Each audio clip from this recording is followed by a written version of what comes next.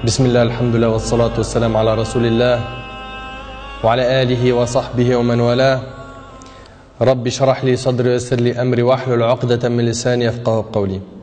Et j'ai envie de vous raconter une super belle histoire qui a été racontée par un de nos savants contemporains.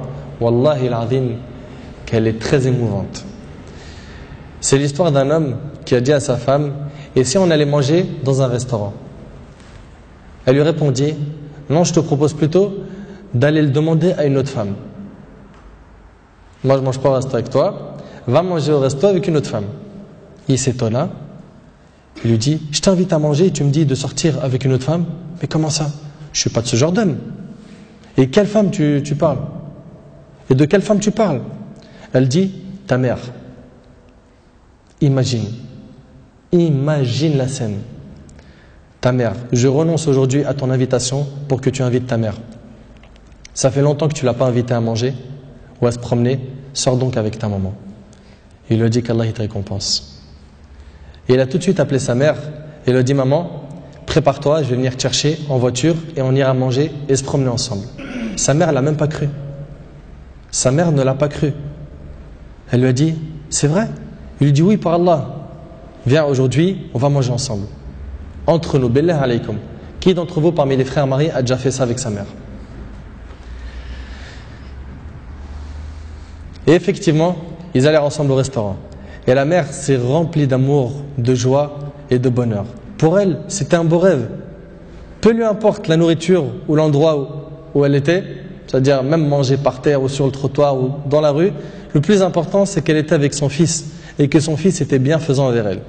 Et qu'il ne l'a pas oublié, qu'il ne l'a pas négligé en s'occupant de sa femme et de ses enfants, et elle passa un jour avec lui qui était l'un des meilleurs jours de sa vie. Elle lui dit au retour, l'homme dit à sa mère au retour: maman, t'es contente? La sortie t'a plu? Elle dit: oui, wallahi, c'était mashallah. Elle dit: oui, qu'Allah te récompense. Il répondit: Inch'Allah, je le referai. Elle dit: non, Inch'Allah, la prochaine fois, l'invitation viendra de moi. Il lui dit: Inch'Allah.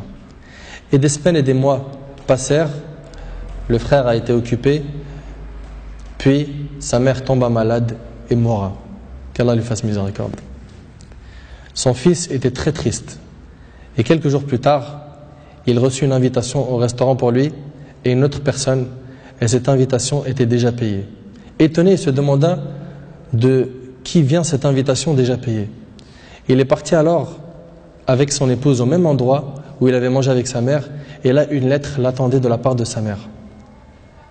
Il y avait écrit: mon cher fils, qu'Allah te récompense, je t'avais promis de t'inviter au même endroit pour manger, mais tu étais souvent occupé. Et maintenant je tiens ma promesse et je t'invite avec ta chère épouse, et je t'invite avec ta chère épouse, qu'Allah vous récompense.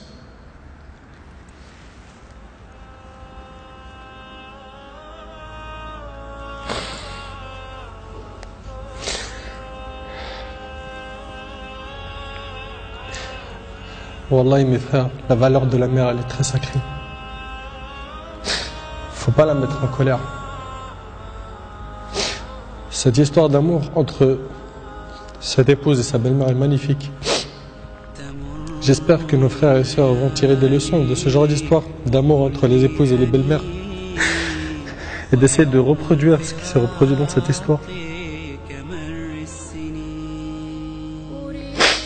C'est qu'après le décès de la mère qu'on connaît sa valeur. Votre mère, si elle a envie, profitez, embrassez-lui ses pieds. Demandez-lui pardon pour les manquements, pour les mauvais comportements. Vous récolterez le succès, Inch'Allah.